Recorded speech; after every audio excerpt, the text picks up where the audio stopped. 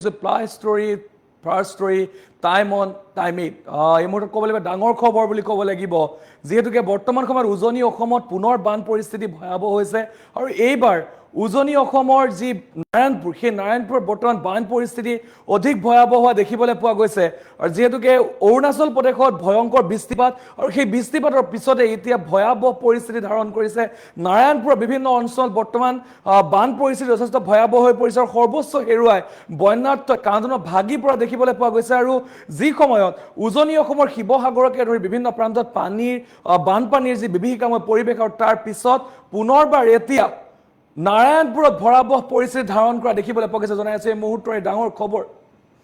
ভয়াৱহ পৰিস্থিতি ধাৰণ কৰিছে উজনি অসমৰ এবাৰ লখিমপুৰ যি নাৰায়ণপুৰ সেই নাৰায়ণপুৰত ভয়াৱহ পৰিস্থিতি ধাৰণ কৰা দেখিবলৈ পোৱা গৈছে অৰুণাচলত হোৱা ধাৰাসাৰ বৰষুণৰ পাছতেই এতিয়া ভয়াৱহ পৰিস্থিতি ধাৰণ কৰা দেখিবলৈ পোৱা গৈছে আমি জনাই আছো এই মুহূৰ্তৰ এই খবৰ আমি জনাবলৈ চেষ্টা কৰিছো যে ভয়াৱহ হৈ পৰিছে অৰুণাচলৰ পৰিস্থিতি নাৰায়ণপুৰত এতিয়া বানৰ তাণ্ডৱ খনা পিছলা নৈ বাহনী পানীয়ে বুঢ়ালে কেইবাখনো গাঁও কাঠনি থেকেৰাবাৰী ভাতমলৌ কেইবাখনো গাঁও এতিয়া পানীৰ তলত সমান্তৰালকৈ ব্যাহত হৈ পৰিছে যাতায়াত ব্যৱস্থা যোগাযোগ ব্যৱস্থা বিচ্ছিন্ন হৈ পৰিছে ঘৰ দুৱাৰ সকলো হেৰুৱাই এতিয়া মানুহ সৰ্বশান্ত হোৱা দেখিবলৈ পোৱা গৈছে আমি জনাই আছো এই মুহূৰ্তে ডাঙৰ খবৰ আমি জনাবলৈ চেষ্টা কৰিছো অৰুণাচলত ধাৰাসাৰ বৃষ্টিপাতৰ বাবে এতিয়া ভয়ংকৰ পৰিস্থিতিৰ সন্মুখীন হ'বলগীয়া হৈছে নাৰায়ণপুৰবাসী আৰু নাৰায়ণপুৰৰ বহুকেইখন গাঁও বৰ্তমান বানৰ কবলত যিহেতু অৰুণাচল প্ৰদেশত ধাৰাসাৰ বৃষ্টিপাত হৈছে সেই বৃষ্টিপাতৰ মাজতে এতিয়া অৰুণাচল প্ৰদেশৰ এই বৃষ্টিপাতৰ মাজত লখিমপুৰৰ যি নাৰায়ণপুৰ সেই নাৰায়ণপুৰত বৰ্তমান ভয়াৱহ পৰিস্থিতিৰ সৃষ্টি হৈছে নাৰায়ণপুৰৰ বহুকেইখন গাঁও বৰ্তমান বানৰ কবলত বুলি ক'ব লাগিব আৰু এফালে উজনি অসমৰ বিভিন্ন প্ৰান্ত এতিয়া বানৰ কবলত চাৰিওফালে কেৱল এতিয়া বানৰ বিভীষিকা আৰু যিহেতুকে ভাবা হৈছিল যে হয়তো হ্ৰাস পাব বানপানী হ্ৰাস পাব বা সকলোখিনি আগৰ অৱস্থালৈ ঘূৰি আহিব কিন্তু সেয়া যেন হোৱা নাই তাৰ পৰিৱৰ্তে বানৰ যি তাণ্ডৱ সেই তাণ্ডৱ বৃদ্ধি হোৱা দেখিবলৈ পোৱা গৈছে বৰ্তমানো বহু ঠাই উজনি অসমৰ বহু ঠাই বৰ্তমানো বানৰ কবলত আৰু তাৰ মাজতে এতিয়া কিন্তু যি নাৰায়ণপুৰ সেই নাৰায়ণপুৰ কিন্তু বানৰ কবলত দেখিবলৈ পোৱা গৈছে অৰুণাচলত যিহেতুকে ধাৰাসাৰ বৃষ্টিপাত হৈছে আৰু সেই অৰুণাচলৰ বৃষ্টিপাতৰ পিছত এতিয়া সমগ্ৰ নাৰায়ণপুৰৰ প্ৰায় বহুকেইখন গাঁও বৰ্তমান বানৰ কবলত আমি জনাইছোঁ এই মুহূৰ্তৰ ডাঙৰ খবৰ জনাবলৈ চেষ্টা কৰিছোঁ এই মুহূৰ্তৰ ডাঙৰ খবৰ উজনি অসমত বৰ্তমানো অপৰিৱৰ্তিত হৈ আছে বান পৰিস্থিতি তাৰ মাজত লখিমপুৰত ভয়ংকৰ অৱস্থা দেখিবলৈ পোৱা গৈছে অৰুণাচলত ক্ষমা কৰিব নাৰায়ণপুৰত ভয়ংকৰ অৱস্থা দেখিবলৈ পোৱা গৈছে অৰুণাচলত ধাৰাসাৰ বৰষুণৰ পিছতেই এতিয়া ভয়াৱহ বান পৰিস্থিতি আমি দেখুৱাই আছো এই মুহূৰ্তৰ ডাঙৰ খবৰ সৰ্বোচ্চ হেৰুৱাবলগীয়া হৈছে বন্যাত্মই আৰু এক প্ৰকাৰ কান্দোনত ভাগি পৰিছে বন্যাত্ম কান্দোনত ভাগি পৰা দেখিবলৈ পোৱা গৈছে কিয়নো সকলো ঘৰ বাৰী সকলো হেৰুৱাবলগীয়া হৈছে খেতি মাটি সকলো হেৰুৱাবলগীয়া হৈছে চাৰিওফালৰ পৰা ধ্বংস কৰি নিছে বানে আৰু যাৰ কাৰণে এতিয়া কান্দোনত ভাগি পৰিছে নাৰায়ণপুৰবাসী নাৰায়ণপুৰৰ প্ৰায় বহুকেইখন গাঁও বৰ্তমান বানৰ তলত বুলি ক'ব লাগিব সেইকেইখন গাঁও হৈছে কাঠনি থেকেৰাবাৰী ভাতমৌলা এইসমূহ গাঁও বৰ্তমান বানৰ কবলত প্লাবিত কৰিছে অৰ্থাৎ যি অৰুণাচলৰ পৰা হোৱা বৰষুণ আৰু সেই বৰষুণৰ পিছতে এতিয়া সম্পূৰ্ণ জলমগ্ন হৈ গৈ পৰিছে সেইসমূহ গাঁও আৰু যাৰ কাৰণে ঘৰ দুৱাৰ হেৰুৱাইছে লোকসকলে খেতিভূমি অৰ্থাৎ পানীত বিলীন হৈ গৈছে খেতিভূমি তেখেতলোকৰ যি খেতিভূমি আছিলে খেতিভূমি পানীত বিলীন হোৱা দেখিবলৈ পোৱা গৈছে আৰু যাৰ কাৰণে যথেষ্ট সমস্যাৰ সৃষ্টি হৈছে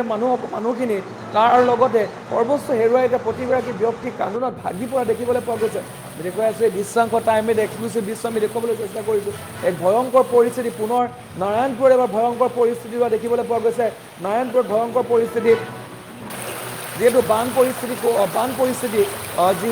অধিক ভয়াৱহ হোৱা দেখিবলৈ পোৱা গৈছে দিনক দিনে অধিক ভয়াৱহ হোৱা দেখিবলৈ পোৱা গৈছে সমগ্ৰ অসমতে বৰ্তমান বান পৰিস্থিতি অধিক ভয়াৱহ হোৱা দেখিবলৈ পোৱা গৈছে অৰুণাচলত ধাৰাসাৰ বৰষুণ আৰু অৰুণাচলত ধাৰাসাৰ বৰষুণৰ মাজত এতিয়া অধিক ভয়াৱহ হৈ পৰিছে এই পৰিস্থিতি আমি জনাই আছোঁ এই মুহূৰ্তৰ খবৰ আমি জনাবলৈ চেষ্টা কৰিছোঁ অৰুণাচলত অধিক ভয়াৱহ হৈ পৰিছে বান পৰিস্থিতি আৰু যাৰ কাৰণে